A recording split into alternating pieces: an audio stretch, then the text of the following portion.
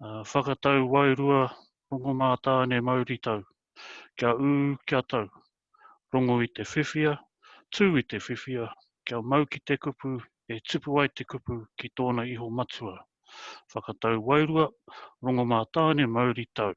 Kia tau, rongo I te whiwhia, tū I te whiwhia, kia mau ki te kupu, e tupu ai te kupu ki tōna iho matua. Heo no, koutou mā, e tika ana ka tuku atu nā mihi kia koutou, mō tō koutou kaha ki te hāpai tēnei kaupapa, te kaupapa o te rā nei, me nā tini āhuatana, I waiho iho nei o tātou nei mahi I roto I nā mahi hauora, horo atu te motu, horo atu te aohoki. I runa ki tērā, kai te mihi kia koutou. Huri kauana nā mahara, kia rātou kua haere ki tua te ārai. Ara ko nā mate, haere e nā mate, haere. Haere ki o tīpuna, whakauru te moe. Nō reira e nā mate, kua maringi ngā roimata, kua taka te hupe, kua ea. E te iwi, nau mai haere maira, ki tēnei wānanga, e kōrero hia tātou, I runga I wetahi o nā āhuatana e pāna ki wa tātou nei mahi, nā mahi whakapiki ake I te hauora. He wea no, he mihi aroha tu kia koutou, he mihi mahana tu kia koutou, katoa, huri no te motu. Kia ora, everybody. Welcome to this webinar session today. First and foremost, just thank you all for supporting HPF in our relatively new endeavour, really, to run some webinars on various topics on health promotion. Today we're going to touch on some key aspects of effective Māori health promotion and some of the things we might want to talk about when we're thinking about how to do some good health promotion work in Māori communities, with Māori communities, and to hopefully over the long term affect some positive health outcomes for iwi particularly, knowing that if we do that, then we're probably all going to be a lot more healthier collectively. But again, welcome. Just a brief overview here of some of the things I'll be covering today. The usual way I do it is we've done our mihi karakia to you all. I'll usually start with a brief health system environmental scan. That's just simply about understanding some of the context in which we're all doing our work and some of the emerging policies in this case, but also the emerging developments in health promotion. Today I'm focusing mostly on Māori health promotion and the things that will be affecting Māori health promotion over the next few years. After that, I'll try looking at cross-weaving, for want of a better description perhaps, Māori models with other health promotion frameworks. For today, I think it would be useful to see where the convergence is with the Ottawa Charter. So for today, I'll be focusing mostly on that. Some of you would have participated in the previous two webinars that I ran, so they were focused on Te Whare Tapa Whā and Te Pai Mahutonga. We won't be specifically focusing on those two things, but rather how do we think about contextualizing Māori models and then overlaying them across something like the Ottawa Charter, principally a Western framework, to see how they might complement each other. And I think they do, but we'll nevertheless talk about this, because I could be wrong. After that, we'll look at some of the things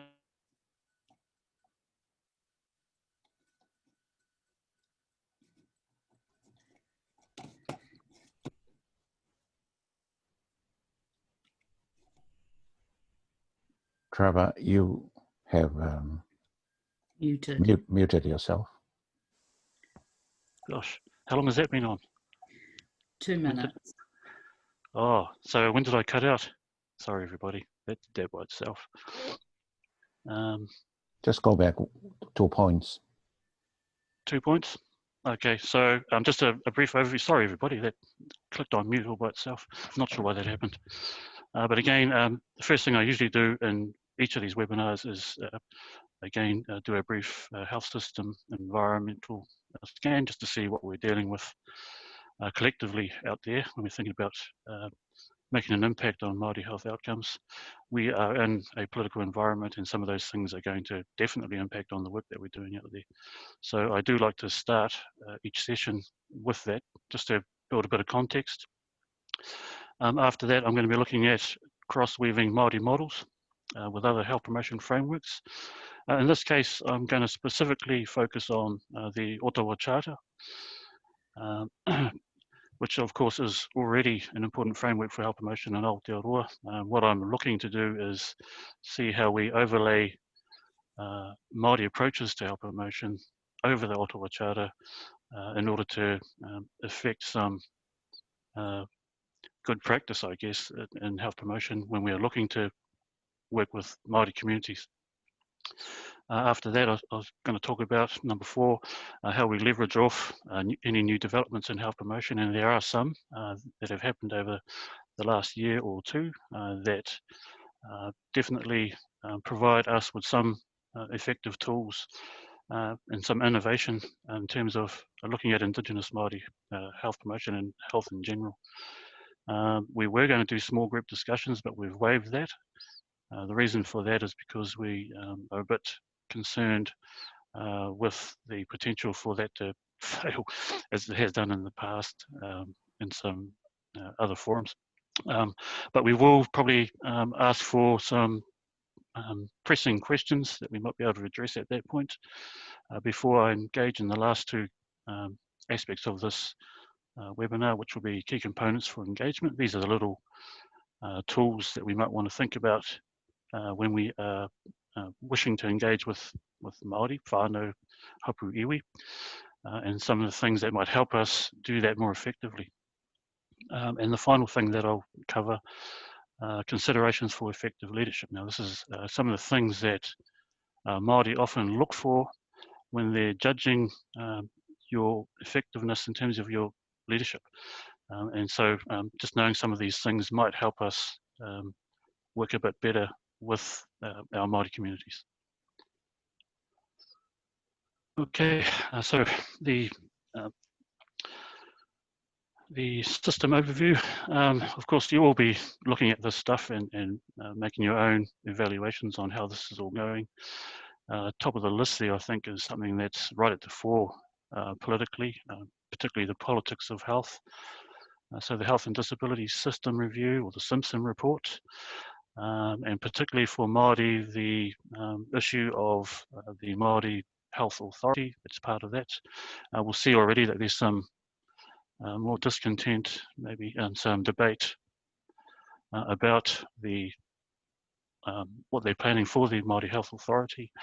There's a faction within iwi, and it's a large faction, that are suggesting that the alternative view might be better to the current view, and that is if we are to effect something like tino rangatiratanga in health, then it will need to go from something like an advisory group to something with some clout in terms of funding, basically, and the ability to commission for services.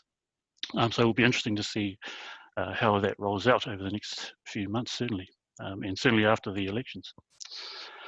And we're seeing the government focusing heavily now on health equity. So we've seen health equity and that term being used right across the health sector at the moment, from highest levels down to NGOs and people working at the coalface. So an increased focus on health equity seems to have emerged somewhat, at least, from the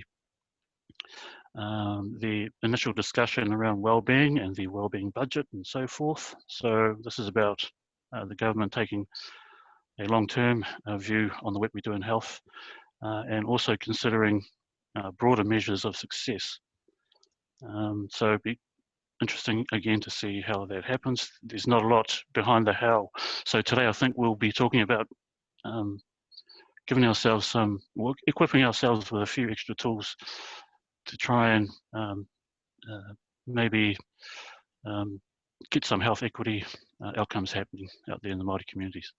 Y2575, again, very much at the fore in terms of the political focus on health. So health services and outcomes inquiry. The interesting facet in that, I think for me anyway, among other things, is tino oranga tiratanga and the insistence that that needs to happen if we are to affect good health outcomes for Māori. And within that discussion as well, we're seeing the gradual perhaps decline of the 3 Ps. So to a degree, it's saying that we need to dispense with the 3 Ps and actually go back to Te Tiriti o Waitangi and the articles therein. He Korowai Oranga, we've seen a slight refresher there with Johnny Whanga and his team developing the Whakamaua Māori Health Action Plan 2020 to 2025. We've probably lost 2020, so probably looking 4 years hence to see what will come out of that. So there's 4 high-level outcomes within that document. Its intent is to create a basis for action, which is interesting because those 4 high-level outcomes are very aspirational indeed. So when you look at those, it doesn't really come with actions, and I think some of that's going to be down to what we are doing out there in our communities and in our roles as health promoters. And then of course, this big thing that's still hanging around, which is COVID-19, putting public health right at the forefront of addressing COVID-19. And we are seeing some interesting things develop in our Māori communities. It's also brought out sort of in bright lights the issue of equity out there, because COVID's exposed a whole lot of the things that are impacting on equity, and we see that to a large degree with Māori and Pacific communities out there. And we're seeing that in the media, and we're seeing things like Māori developing their own code for COVID, so things around protecting the vulnerable in their own communities. So where Māori are taking action for themselves where they are not being specifically empowered to do so. So that's just a really brief breakdown on what's happening out there, but all of these things added together provide a really interesting context, I think, for the work that we're doing as health promoters. Okay. So with that, I think I'll move straight into what are some of the tools we might propose to use in our work as health promoters and working with Māori whānau, Māori communities out there to be better and a bit more smarter at some of the work we're doing out there to increase our effectiveness and to a degree, I suppose, our efficiency in the work that we're doing. So with that, so just to go back a bit, I think we'll look at New Zealand's unique approach to health promotion. I think we have some interesting values that we have as health promoters in Aotearoa that are quite unique and attracting some attention both regionally and globally in terms of how we intend to do our health promotion in this country. So we see still that some of the foundational principles remain steadfast. So in the first point there, we still see health as a human right. We have from the outset. We do also understand the importance of addressing social injustice to create a socially just system. And we are also, we've always been focused on health equity. So that it's come to the fore and being leveraged up at high level policy level, I think is a good thing. But we've always been talking this in our own language. So we agreed on things that we see as very important. So we look at the plight of the lowest denominator in our country and focus to a certain extent, or to a large extent actually, on those groups. And we find that it's both obligatory and an area of responsibility for us as health promoters to address the issues that are affecting those people that suffer most in our society. So while we're talking about tools, the second bullet point there, the paramountcy of Te Tiriti o Waitangi and health promotion practice. This is probably the first tool in your kete, actually. So you will know that the development of health promotion in Aotearoa was done in consultation with the health promotion sector. What we all agreed on was that Te Tiriti Waitangi should be at the forefront of health promotion practice. And the reasons for that are clear, really. So Te Tiriti Waitangi itself was, at least in part, premised on health.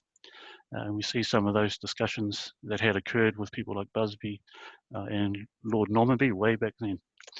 So there was a concern for Māori health back then. It's sort of entrenched within the articles of Te Tiriti Waitangi. So if we look at the three articles and a kind of looking at it in the sense of being a tool, then we should be concerned with Article 1. And so in the first slide around the system review, what we have in Article 1 is the need for good governance. So a good government should be concerned about the health and welfare of its citizens, and all the things that relate to that kind of governance that hopefully end in well-being outcomes for everybody.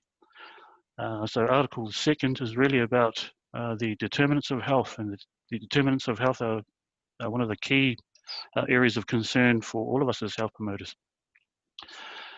Those are the things that are about rights and obligations for Māori and tangata tiriti that allow for us to exercise tino rangatiratanga over all those things that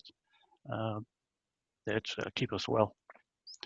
And of course, the third one, again, Article 3 is about health equity and this discussion. Equity in general, but for this discussion's health equity for Māori. So these are the things we should expect from Te Tiriti as a foundational constitutional document.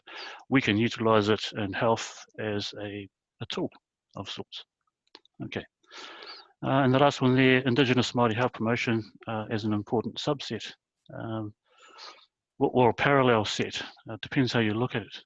But for us, we have seen the evolution of Māori Health Promotion over the years, and it's kind of evolved out of key people, key academics, experts in Māori health that have provided some useful bases really for doing good work in Māori communities, and it's just evolved into Māori Health Promotion. Clearly the obvious one was Te Wharetapa Whā, and that's a long time ago, but it started to define for us what health means from a Māori perspective and how we see it from a Māori worldview. And that evolved again into Te Pai Mahutonga towards the end of the 90s. We're seeing now other frameworks built around that. So we've got Rose Perez, Te Wheke, and others, and most recently Summation Jury's Matariki framework. So always innovating, always developing, always evolving. So Indigenous Māori Health Promotion, I think, will continue to do that over time. Okay. So the Ottawa Charter, still very much relevant for health promotion work in Aotearoa. We use the Ottawa Charter in our competencies for health promotion, as well as Te Tiriti. They talk to each other, and over the top of all of this, we start to overlay Māori frameworks, other frameworks, to see where they converge. So it's a matter of, I think, at least initially, finding where the synergy is between the Ottawa Charter and Māori approaches to health promotion. So we do that, some interesting things kind of happen. We'll see that working to address the 6 key determinants of health in New Zealand reflects again Article 2 in Te Tiriti, but also our main concerns for the health and well-being of our communities with these 6 determinants, and they haven't changed for a long time. So we drew these from the New Zealand Health Survey quite a long time ago. I think it was 2012. But even today, they're still the same, and they're still at the fore in terms of the media's discussion. So we do that, some interesting things kind of happen. We'll see that working to address the 6 key determinants of health in New Zealand reflects again Article 2 in Te Tiriti, but also our main concerns for the health and well-being of our communities with these 6 determinants, and they haven't changed for a long time. So we drew these from the New Zealand Health Survey quite a long time ago. I think it was 2012. But even today, they're still the same in terms of the media's focus on health. So the 6 are still housing, education, employment, income, social cohesion, and culture, ethnicity. Those 6 are still the 6 that we need to focus on. And interesting that Y2575 has added an extra one in there around institutional racism. So again, this is what they're saying is that we need to kind of unravel the system as it is now, which is not working for Māori health, and put it back together again in a different way, and in doing so, mitigate the ills of institutional racism, and sort of get back on track. So we overlay a Māori lens on the Ottawa Charter, and we're going to see what comes out of that. And also look at how do we fulfill our roles while we're thinking about Māori health. That's the 3 roles of a health promoter. Okay.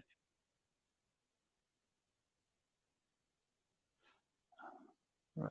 So the first one we might look at is strengthen community action. And our good friend John Rayburn, I think, is out there somewhere. This is something that he's passionate about, and of course had direct input into strengthening community action being part and parcel of the Ottawa Charter. We might see if we can grab John a bit later on to offer some thoughts. So when we look at this and overlay the Māori context, it's very important that we understand the community context for Māori, where they are, what it looks like, what's impacting on them, what's impacting on their health and well-being outcomes. Find out who's doing stuff. So identifying, working with Māori community leaders is imperative. They're kind of the conduit to the Māori communities for a health promoter. So not only identifying them, but working to build relationships with Māori community leaders in health is very, very important, as I've said. You need to scope stakeholders, so whānau, hapu, iwi, and any NGO that who have Māori health service provision. So strengthening community action, before we even go down that avenue, we need to understand what our communities look like.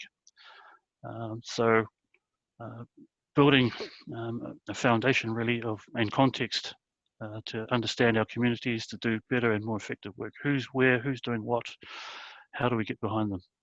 And certainly whānau order providers. So the interesting thing about whānau order is it's almost well, it's a similar language to health promotion, in that they're looking at the determinants of health, and they're looking at the wider social environment and the things that are affecting Māori, and then planning a way forward from there. So very much whānau order navigators and workers and people that are delivering that service are already perhaps very conversant with the things that are impacting on Māori communities.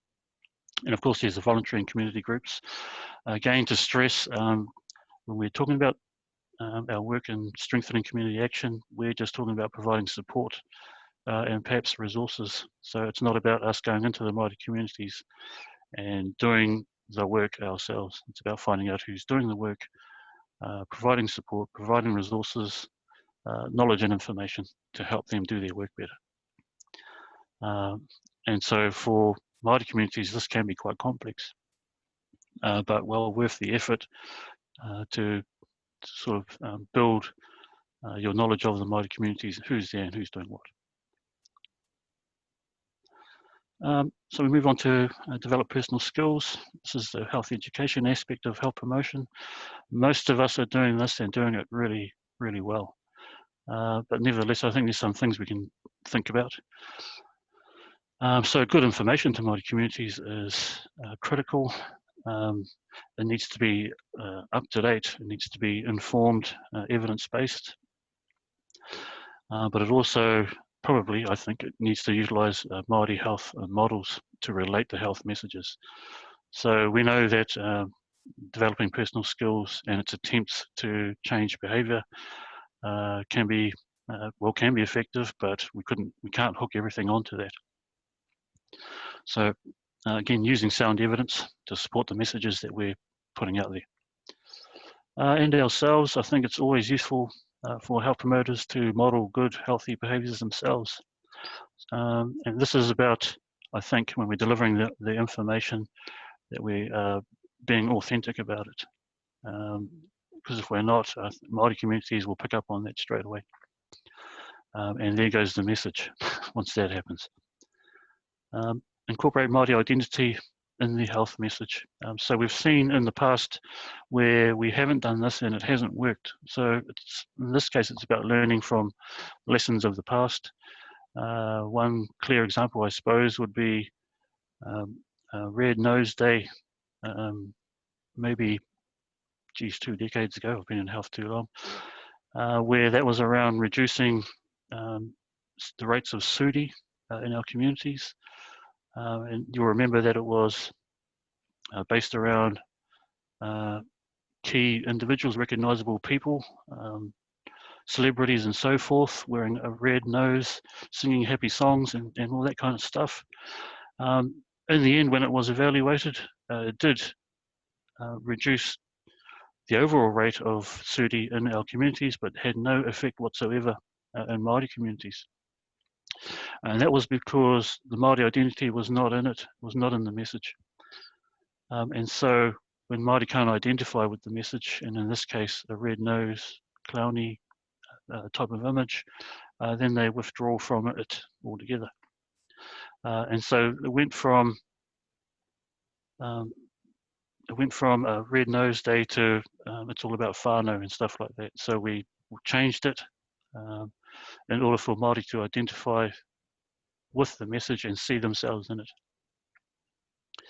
Ones that worked quite well, for an example, would be social marketing aspects. And this one good example, I think, is ghost chips. So when ghost chips came in, and you might recall some of those ads on TV, that immediately it clicked with Māori because it had Māori identity in the whole message. And that was around drink driving. So good to think about when we're trying to develop people's skills individually, and for Māori that the identity aspect is entrenched in there somehow. And then advocate for building an Indigenous Māori body of evidence. So what we've seen over the years, and this has not been critical, that NGOs working with a small amount of money with an aspiration to attain a positive health outcome for Māori, they were often not able to implement good evaluations.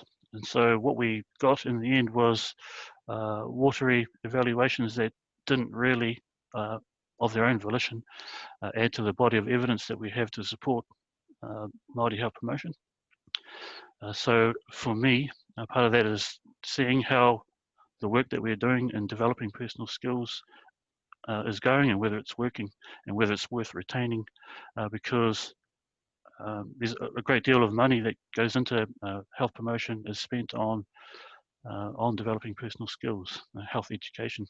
So if we're going to go down that path still, we should, that we need to support people that are doing work in that area to produce some really good evidence, so that over time the body of evidence becomes strong and we're able to withstand kind of that undulating political and economic cycle, which we are expecting to see from COVID, etc. Okay, so just some things to think about. The next one is create supportive environments. So with this Māori lens over the top of it, I think clearly that we need to make Māori leadership visible at the decision-making table. In an effort to empower Māori views on how things are done, well, to Māori and or with them. I prefer with them. Doing to Māori communities over the years hasn't worked. I think we've learned from that, that we've got to stop doing to those communities and start doing with them, and in an authentic kind of way. So by having people in leadership positions we're seen to be visible in, working with Māori leadership at that level, and therefore Māori can see that they're engaged in the discussion rather than looking in from the outside. So incorporate Māori identity, values and beliefs, and I've touched on some of that already, but it's I think very important. It's about privileging, I guess, world beliefs. So not leaving Māori and their beliefs on the outside looking in, but rather from the inside affecting everybody. So again, around this interconnectedness and interdependence of all things, both seen and unseen. So there's this view that we have of the universe and how everything is related to everything else. And this discussion has come about, of course, with COVID. So there's a train of thought from Indigenous Māori that COVID is all about things in the natural environment being interconnected. COVID arises out of the natural environment. So for Māori, it's not a surprise, and that's why we've seen them actively work at developing their own code for COVID. They're not waiting. So again, privileging those views. And so for the physical environment, this notion of Papatūānuku being Mother Earth, if you like, being a living, breathing entity, a person, and that was discussed at some length at the World Conference last year, particularly by, I've forgotten his name, so it'll come back to me. But what this is doing is again, drawing on Māori world beliefs that Papatūānuku is a living person. So once you do that, it affects your relationship to the natural environment. So it makes you more obligated and more responsible to take care of Mother Earth, of nature itself. Okay, so reorienting the health services. So again, with this lens, encourage and resource Māori providers, by Māori for Māori, because we know what we get from that actually is, and we've seen it already, it's evidential out there with Māori providers doing it, working in this way, that it starts with by Māori for Māori and invariably ends up as by Māori for Māori and everyone else. And I think that's a positive for everyone. So if people like Ramon Pink, when they say that if Māori are well, then we will all be well, I think there's some truth in that. Again, we need to spread our reach further than what we are. So we know that we can't just sit in the health sector and expect to get the outcomes that we desire. We need to reach across. So reaching from health promotion and public health to clinical and personal health services in an attempt to encourage them to utilise Māori health promotion programs, build them in, if you like, into the work that they're doing. And in doing so, hopefully helping them to see that the work that some of us need to do is much more upstream rather than at the clinical coalface when people are already unwell. So using what our acumen and the way we describe things to influence right across the health sector and outside the health sector. So we're seeing an interest from the social development sector coming in to have a look at what we're talking about in health, because of course it affects the work that they're doing. So refocus strategic goals and actions towards Māori health promotion. I think we're seeing some of that happen now, but it needs to continuously be focused on so that it doesn't go away. And again, let's reject notions like hard to reach communities. There's a notion that we've got to stop doing that and start figuring out why it is that we as health professionals are hard to reach. There's an idea out there that it's actually us that's hard to reach and not the communities. And I think there's thread of truth to that. Okay, build healthy public policy. Policy does steal a lot of the limelight in health promotion, but it's necessary for us to be certainly in the conversation when healthy public policy is being spoken about, is being reviewed or being developed. And I've put the SC slide too, so when we had a look at the context earlier, you'll see where there are a number of avenues for input in terms of the health policy that's going to roll out over the next 5 to 10 years. So it's timely now, while we're in this situation, to be vociferous about the type of policy that we're looking for. So in this discussion, we need to utilise Te Tiriti o Waitangi. Again, our founding principles of health promotion, of social justice and human rights, in an attempt, I guess, to advocate for effective public policy. There's a dire need to keep health equity on the table.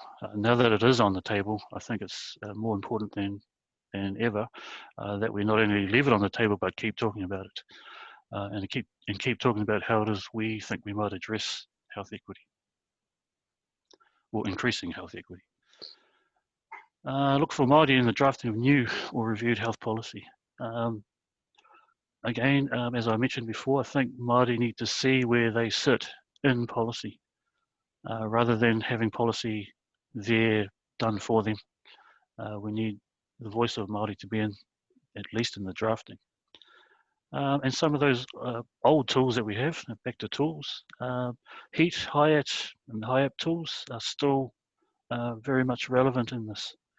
So if you're not familiar with them, there's the Health Equity Assessment Tool, there's HEAT, HIAT Health Impact Assessment Tool, and of course, HIAP Health in All Policies. So these tools we should be utilising often, particularly when the discussion of healthy public policy is on the table. But not just in health either. So very useful tools to use when local authorities are developing policy as well, things that might not seem completely related, like perhaps transport policy and so forth, nevertheless has an impact on health. So in every situation, we should be overlaying health promotion on policy development. And the last point there, look for opportunities. Big and small, some might seem that they wouldn't be worth the effort, but they are. So when marae build policy, it's often good to be in that discussion with them in terms of how might we get health policy into things like kawa and tikanga, to local authorities, etc., to schools, to anyone who's looking at developing policy. We must encourage healthy public policy, or healthy policy in general. Okay, so next section. So that was the Ottawa Charter. So just a really quick, really scan, utilising a Māori lens over the top of the Ottawa Charter, just seeing what are some of the things we might do to do better work out there. At the same time, we should be concerned about the workforce development. So for HPF, one of the things we're trying to do is work towards ensuring that the development of the health promotion workforce is effective. So by doing this, we're looking to create a critical mass of trained professional health promoters out there that are doing good work.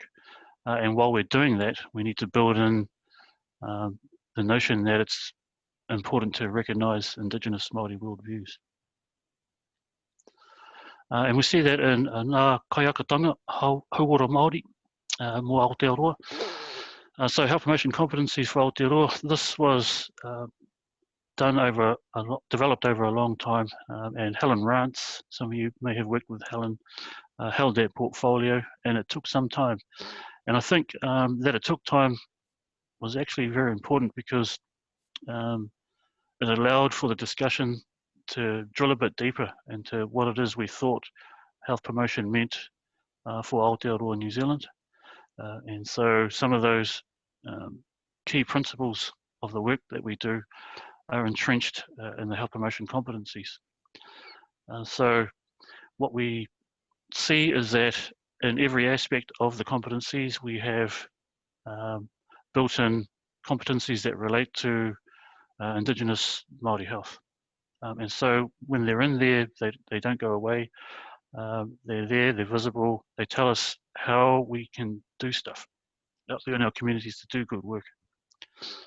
So these are part and parcel of the incremental changes that have happened over time. Health promotion is a slow cooker, really. I think we may come in with energy and aspiration to get things done really quickly, but invariably that doesn't happen.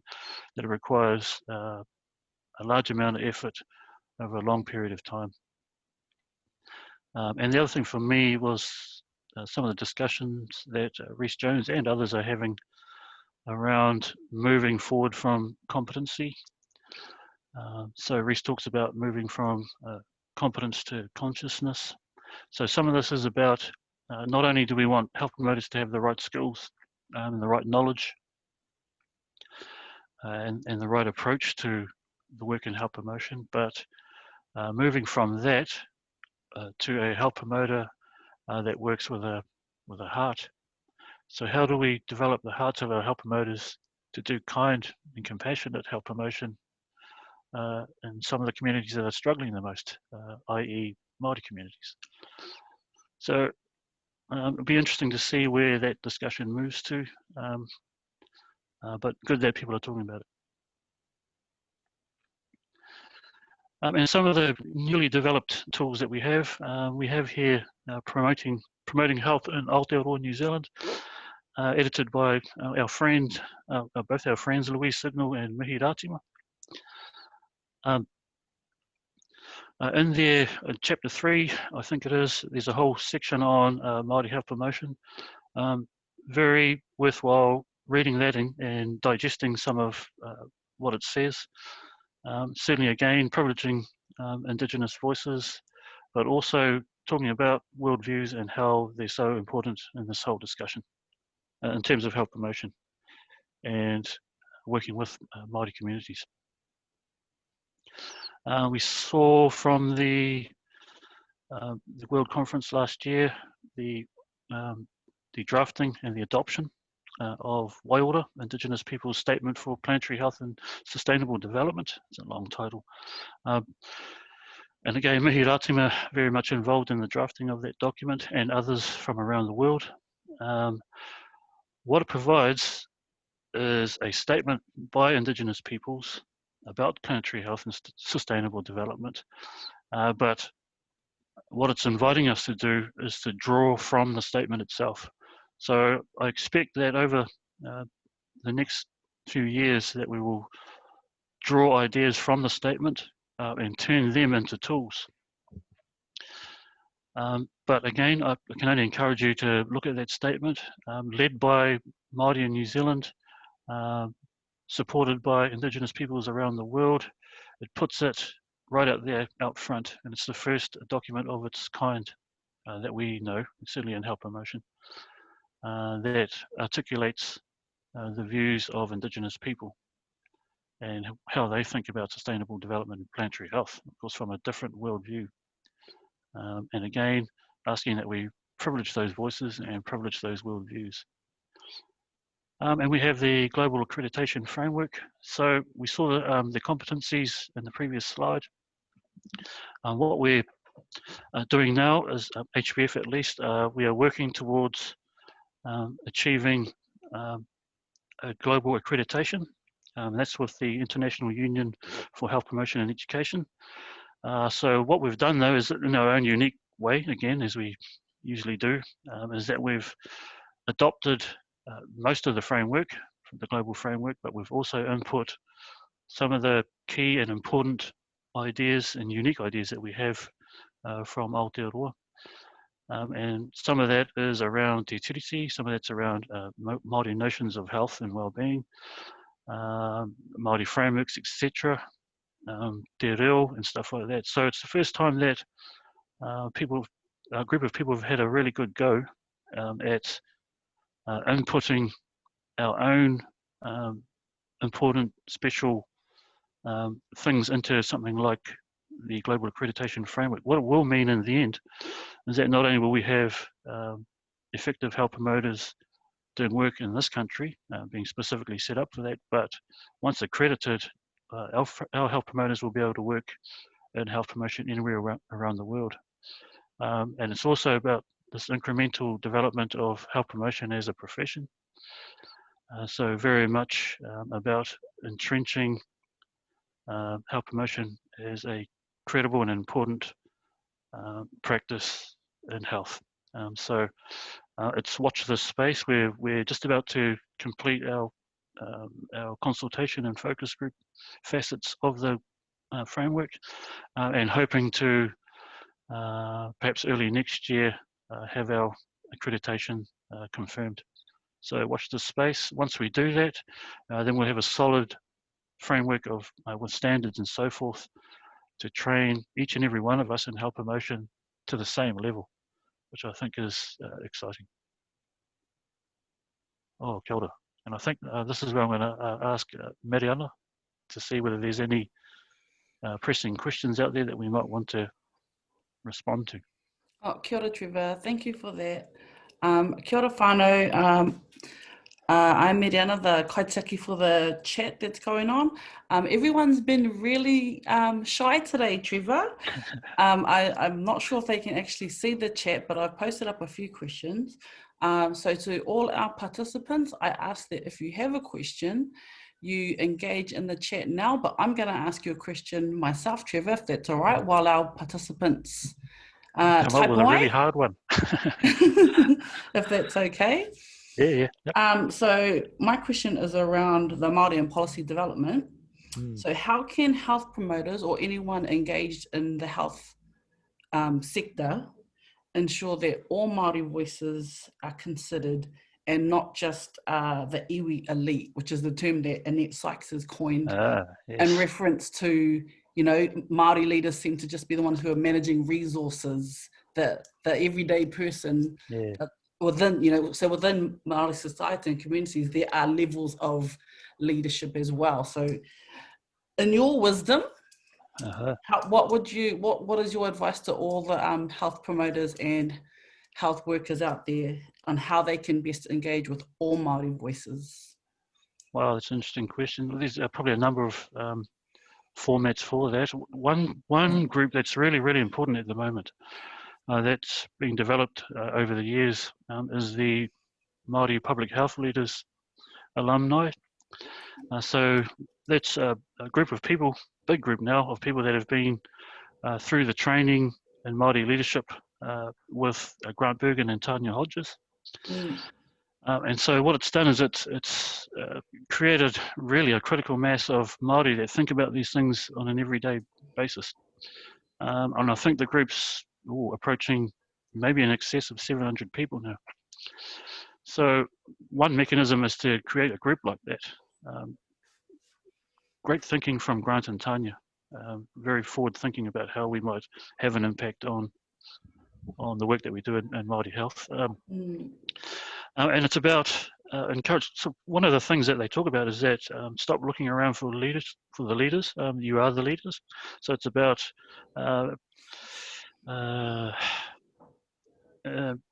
encouraging a sense of courage, I guess, to put your best foot forward and engage. So that group, that same group, are always engaging in submissions, looking at policy development, making comment, encouraging our wider networks outside of the alumni to engage in the discussion of health out there. But again, it's kind of like if you want something something good to happen on your marae, one of the best ways to do it is to be on the committee. So rather than look and talk from the outside, sometimes it's better to kind of infiltrate and get in there right where the discussion is happening. Right. So people such as ourselves wouldn't need to wait and look around for someone to step up. We can all be those people that put ourselves into those positions, and that's okay. Absolutely, absolutely. The only, I think, proviso on that is that when we're doing that kind of thing, is that we are really cognizant about our health promotion values and our principles, so that we launch the discussion from that position rather than from a personal position, if you know what I mean. Yeah, but there's all kinds of ways we can go about doing that, but collectivity is the way to go. Māori are collectivists, so it's how do we create a collective voice for Māori that can articulate our views and perhaps make an impact on policy development. Ka pai. So get Not in there, without its but be frustrations, mindful. of course, because it depends where the power lies. Right. And we're So seeing once, that with the Māori Health Authority, and that even democracy doesn't work sometimes. yes, So that's right. the alternative view was supported by 10 of the 12 committee members, and yet even then, almost an arbitrary decision was made to support the current approach, which can be disappointing. So we should always expect that the road ahead could be arduous, if not risky. Right. So get in there, but know that it's probably not going to be an easy job. Mm-hmm. All right. Absolutely. So we've got a few questions come through. Can I have an easy one? No. Yes. Okay, then. This is from Sheena. So she would like to know the best way to celebrate Māori Language Week or Matariki for staff and communities. Oh, there's lots of different ways you can do that. Encourage te reo classes for everybody. See, they're free now. So the notion that our language is at risk is only because of the way we perceive it. So there's lots of te reo classes around. There's lots of te reo teachers. By engaging in that, in the area of learning the reo, you invariably learn a whole lot of other things. You learn about Māori communities themselves and the things they value, and you're opening up a whole new relationship with those people. So definitely te reo classes. Encourage the use of te reo not only on signs and stuff around your offices, but in the writing that you do. So reo seen, heard at all levels and everywhere, in every environment. Ka pai. And what they will do, it'll open up doors. So it'll open up doors to Māori communities that you want to reach and do work with. It's one mechanism. Yeah. Do you have time for one more? Yeah, might as well do one more. Oh, yeah. Oh, well, that one was for Sheena. Hope that's helpful for you, Sheena. Yeah, I hope so. But you can get hold of me afterwards. Yeah. It was too late. And this one is from Watene Hema. So his question is, as a mainstream organisation who has had engagement come and go in hard to reach communities, how would you suggest trying to re-engage when connections are weak and no real connection with iwi or hapu in the area? Good question. That's a good question. I would initially take a look at your mainstream organisation's constitution. So if I could use HPF as an example here, in our constitution, we put te tiriti at the forefront. It's paramount. And while we're doing that, we are actually enacting te tiriti in the way we comprise our organisation. So for a start, our board is required to be half Māori. So we take partnership seriously. So we don't have this fiduciary partnership type arrangement. We have an authentic type tiriti relationship. And we try to influence that right across the organisation. So in the staff we select and recruit, our advisory people, our reference groups, and so forth. So when you look at your constitution, and if you put Māori as equal partners in there, then that immediately, I would expect, should open up dialogue with Māori communities. They will see themselves in there. So when I spoke about Māori needing to see their identity in your organisation, is it visible? Is it visible, and is it entrenched in the very reason that you're there to do work?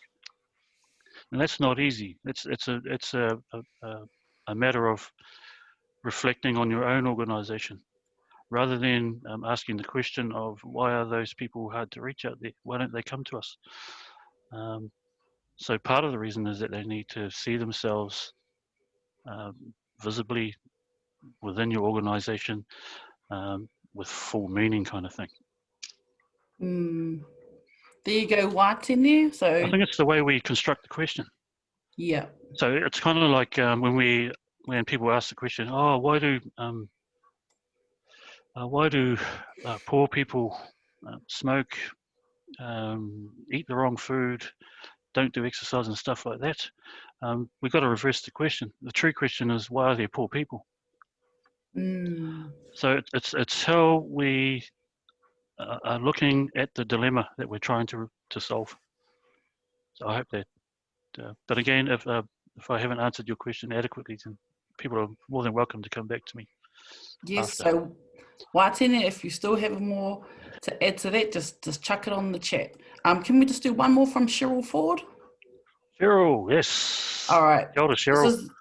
All right. So Cheryl would love to get advice on how best to evaluate health promotion programs with equity in mind. What types of indicators should we be ensuring we're capturing, or perhaps this whole evaluating with respect to equity could be a whole other webinar at some stage. Amahi, Cheryl. I think the last bit of that is correct. It's a massive kaupapa, Cheryl. Good to hear from you, by the way. And I know you've done a lot of work in this area, Cheryl. There's probably a whole number of factors that we'll need to think about when we're evaluating this work, but it's so important. And I guess we can rely on kind of your expertise and bring other people in who know a little bit about evaluation and the Māori aspects of that, and how it might be done. But yeah, that's a whole kaupapa for discussion, and it's kind of in its own right. But yeah, very important. And I know I've said it myself that we've got to start doing evaluation much better than we have sometimes, because otherwise we're not going to answer the questions that we need answered. So yeah, I'm not sure, Cheryl, at this point. It's a big question. But again, happy to touch on that perhaps at some other time. It could be the topic of another webinar with you involved. Yep, that's our questions. Kia ora, Okay. Trevor. Kia ora. Well, I'll just carry on. There's only another couple of slides here. These slides are going to be on some of the things that are good to think about when we're talking about how effective we are and thinking about how effective we can be in Māori communities. So the first one, of course, and I've gone over and over this during the course of this discussion, is be consistent with and conscientious of Māori worldviews. And that's demonstrating at least an understanding that you see it as important. You don't have to master it, of course, but just know that their worldviews are important if you want to maintain dialogue with them. That if you don't focus on it or reject those things, then it's nigh on impossible to build a relationship with Māori. So cultivate increased control by Māori at all stages. And I think this might be one for the previous question, actually, Cheryl, and that is where in your program, your intervention, your project, where can we see that Māori are in control of what's happening? So visible right throughout at all stages. So where Māori feel like they're in control, or at least will have at least increased control in the project, then you stand more of a chance of maintaining the engagement, maintaining the relationship. So again, it just kind of touches on that thing I mentioned before about doing two Māori communities. Can't be done. It all needs to be done with them, and with them feeling that they're part and parcel of the whole thing from start to finish. The third point, explore how you might foster strong Māori identity. And again, I've covered that, but can't stress it any stronger than that. It needs to be part and parcel of the work that you do. So Māori identity, they can see they're in there, they'll participate. Well, there's more of a chance that they'll participate. And ensure interventions are culturally competent. Incompetence will shut the door, basically, if I can be blunt about that. And again, moving from sort of cultural competence to cultural consciousness. So showing a heart, showing compassion and empathy perhaps for those communities will ensure, well, at least go a long way to ensuring that you maintain a relationship with those communities. So it's evolved from cultural safety. I think that was in the 80s. Particularly around nurses and the work that they were doing in hospitals. That evolved into cultural competence, which is what more can we learn, what skills can we develop, etc. To the next stage, I think, of consciousness. And finally, I'll just talk on these things. These are some of the things that Māori will look for in your leadership style, whether you're Māori or not. And if they observe these things, then again, they'll invariably be happy to work with you. So these are characteristics of Māori leadership that I think are worth sharing with everybody. So the first one there is whakaiti. I guess loosely translated kind of means humility, so demonstrating humility as a leader. So in this facet, there is no self-promotion. As soon as you self-promote, it closes the door, but rather a facet that enables others and takes no credit. Manaakitanga, or kōtauroro. This is about looking after others in a very loose sense. Again, it goes much deeper than this. But it's a form of cooperation that enables development through giving. So giving of yourself, giving of resources, giving of time. Those things are considered very important in Māori society. Whanaungatanga, this is that concept of collectivism. This is the concept that kind of spans relationships, and it adds kind of a coherency and cohesiveness to the people that are all thinking about health and the work that we're doing. Not just about whānau, but how do we collectivise, how do we build relationships, how do we make that more and more cohesive so that we get there together. Tāria te wā, kaitiakitanga kind of go together. And I said that some of the changes we've seen in health promotion have been incremental over time. Now, tāria te wā is a term, it's kind of about the notion of the long journey. So it's about having a clear direction, but with a whole lot of patience. And finally, tikanga Māori. And while I'm talking about that, this is about kind of about cultural authenticity, because Māori look for tikanga in your behaviour, and we look for things about tikanga that kind of touch on ethical leadership. We look for ethical leadership all the time, and tikanga ultimately really is a clear guideline for behaviour. And you get the whole list of other characters. These are 5 of what I think are some of the most important when we're doing our work as health promoters. There's a whole lot of other things that go with leadership. There's screeds of books on this stuff. But invariably, your life as a health promoter is one of servitude. So you're serving communities in the hope that you can affect good well-being outcomes for them. And your role, I guess, is to build leadership acumen of others. So building the leadership acumen of the people that are around you, that are working with you. And the one final one I might just talk about, well, two. The first is learn to master the context. So when you master the context, you're seeing the picture clearly. And then it allows you to make clear decisions about the sort of work that needs to be done and where. And finally, I suppose, is whatever it is you do out there in health promotion, look to stamp a mark of quality on it. And in doing so, I think you stand the chance of, again, doing really effective work out there in the communities.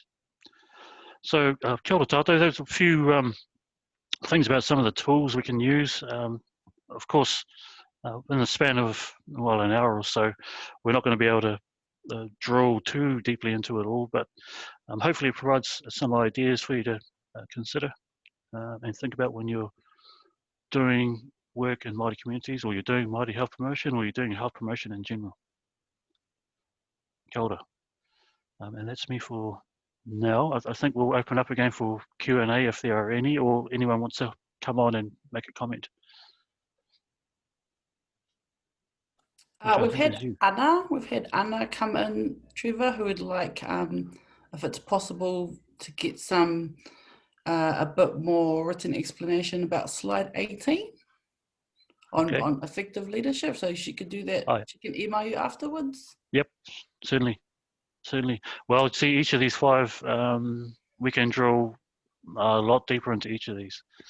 Right. But I think it provides a good starting point, a good basis for having that discussion. But yep, happy to catch up via email or some other mechanism. All good. There you go, Anna.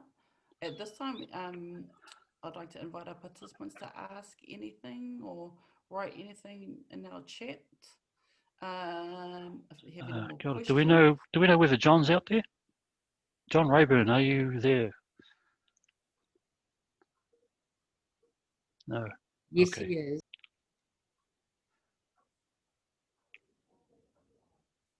John, if you're there, I was just going to touch on something. Yeah. Can you hear me? Yes, I can.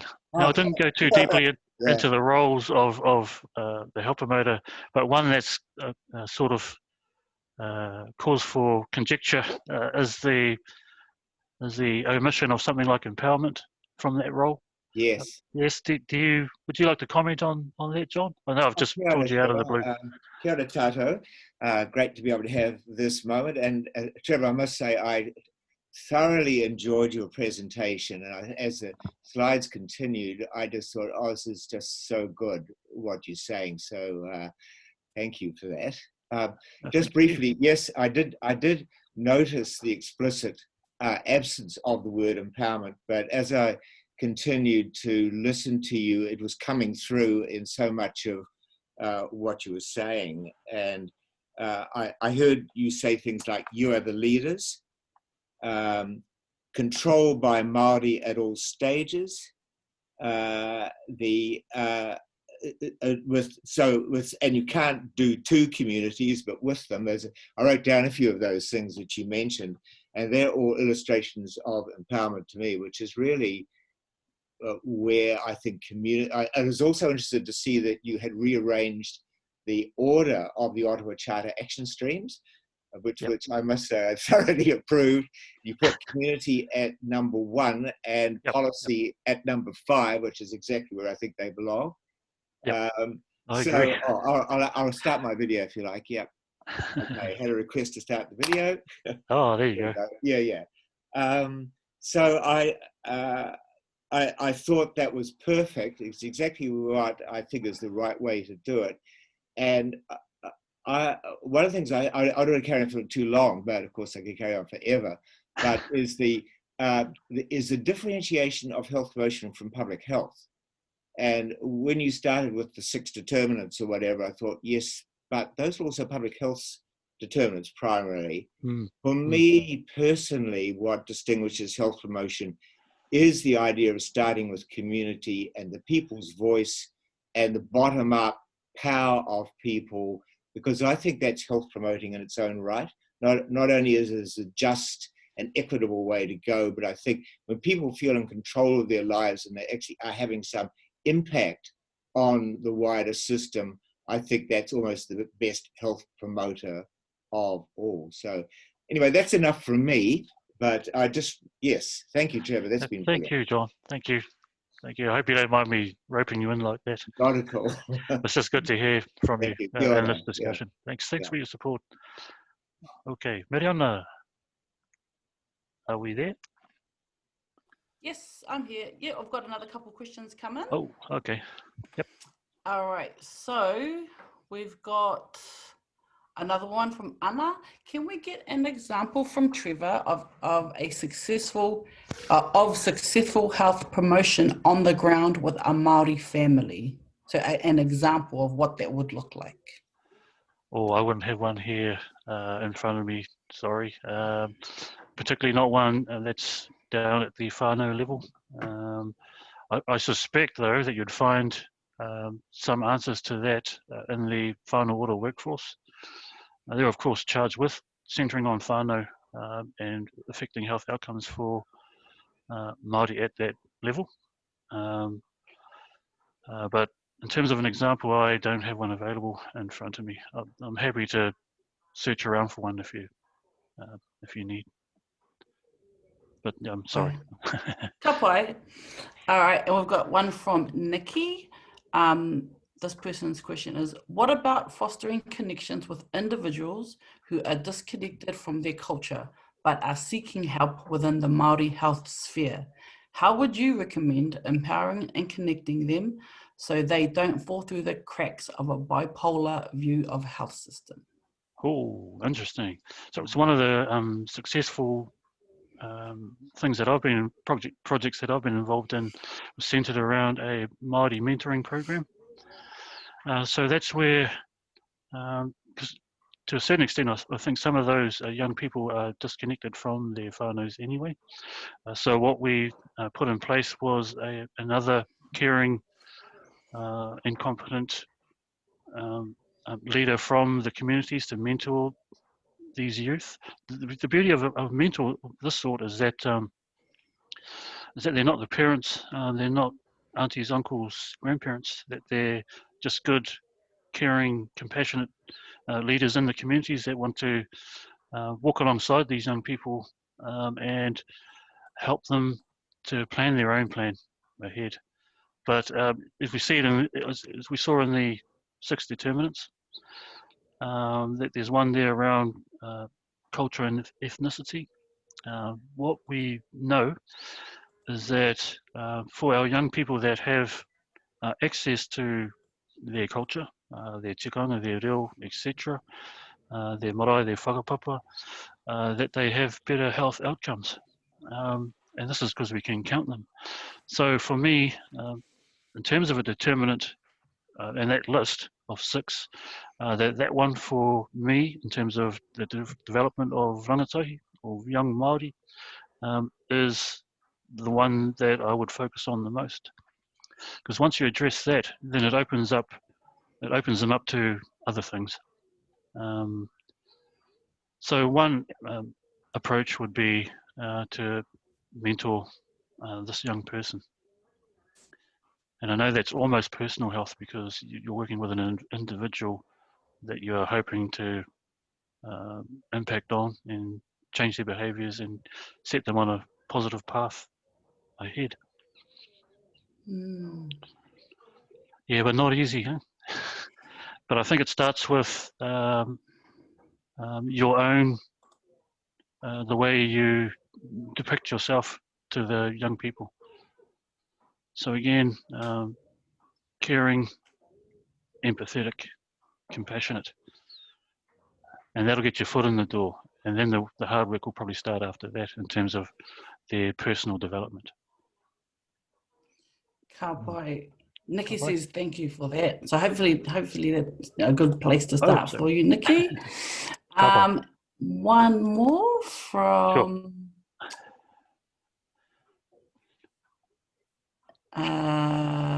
Amanda.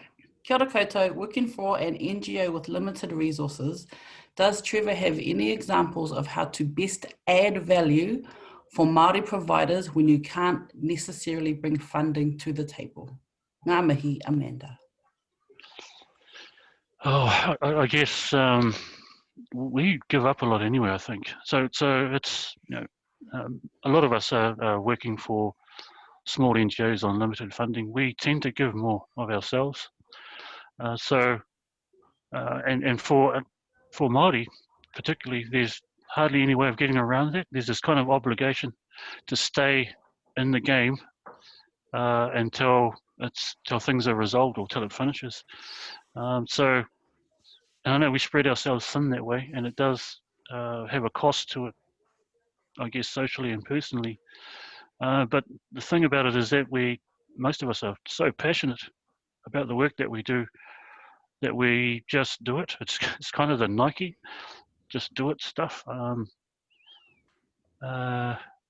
Because money is always in short supply. That's almost a constant. So for me, it's what are you prepared to give up in the cause? Not easy, but actually rewarding when you do get some wins on the board. But again, that's another very interesting discussion, perhaps for a whole session. Yeah. And last one from Cheryl, I think it is. As a health promoter, do you believe we need to have a holistic view of the individuals? Yes. Well, yes, certainly. So if you look at the useful framework, I guess, for this particular question would be te whare tapawhā. So that's a holistic view of health, and it takes on the 4 facets. But in utilising whare tapawhā, we can use it as a diagnostic tool as well for an individual, for a whānau, for a hapu, for a iwi, for a country. Because we're able to see which facets need work, which facets are missing, and work to address each of those. So yes, so health promoters see health holistically anyway. That's kind of a given. But in perhaps describing it in your own way might be a way forward. There you go, Cheryl. That's it for the questions that we have from the participants. Before we close off, I'd just like to invite our participants to write any comments in the chat. Also, just to let you know that a photo will be taken of the participants whilst you're doing that. Roha mai Emma, I hope you can hear me. I think we have certain evaluation questions that we'd like to ask. If you could type those in, Emma, that would be super appreciated. So yes, please don't leave just yet, whānau. Give us some feedback on how this webinar has been in your own words or in response to the evaluation questions, and add any last questions if you'd like to as well. Ka pai, Trevor? Ka pai. All right, so we'll just let them. So perhaps 5 minutes? Yeah. Yeah. Kōrero mai whānau. Yes, kōrero. If anyone has something pressing they would like to talk about, then maybe it's the time to let us know. I'll just place those questions in the chat session. Thanks, Miriana. Thank you. If people don't have an opportunity to answer those immediately, they are just 3 questions that ask what went well for you in this webinar today, what or where can we improve, and what other health promotion topics for the future would you like us to consider? Great. And some of those have already come up today. I think they have, yeah. Yeah, And from then, Cheryl and others. Mm. yeah, if we could give you another minute to pop your answers into the chat, or alternatively just email them to one of our team, either Trevor, myself, or Miriana. I will then signal when we want to ask you to unvideo yourselves to take a gallery view photo of the session. Thank you, Emma. And again, just to reiterate, if people have a conversation they'd like to have post-webinar, then I'm happy to respond.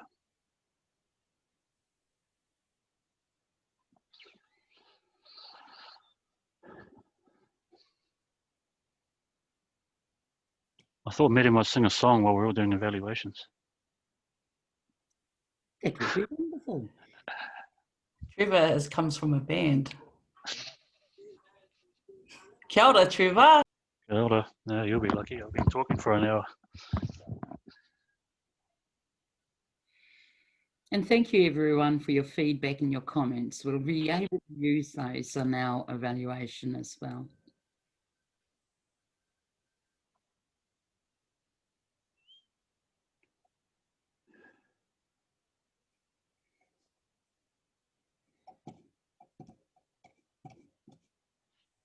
Do you want to do photo, Emma? I'd like to do a photo now. So if you would like to be part of that photo, I invite you now to unvideo yourselves. I'll give you a few seconds to do that.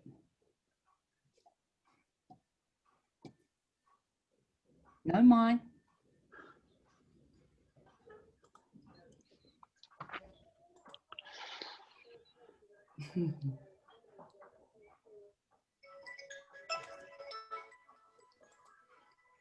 Oh, kia ora koutou.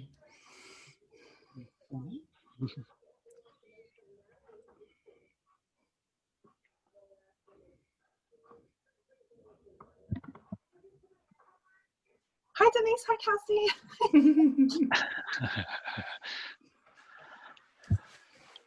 Hi Auntie. Hi Jess.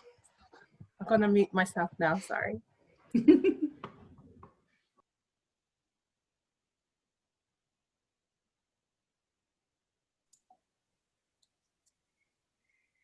Hey, thanks, Trevor. Can we just ask you to stop the screen share, and that way we can get everyone's right.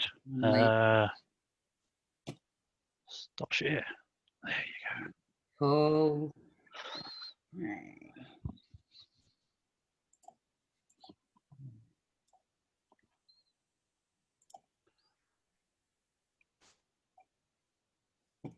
Wonderful. We've just about got everyone in. Now it's going to take 2 photos, people. We've got a few of you, so bear with me.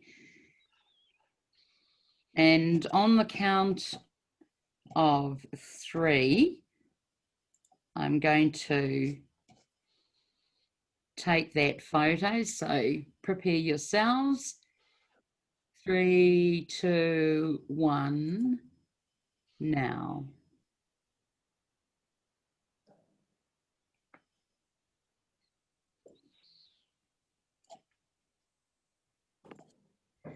Sarah, we couldn't get unvideoed, sorry. Oh. All right, let me see if I can do that for you. Thank you. The host has to do it, it tells us. For the power of this, isn't it? Okay, let's unvideo, yes.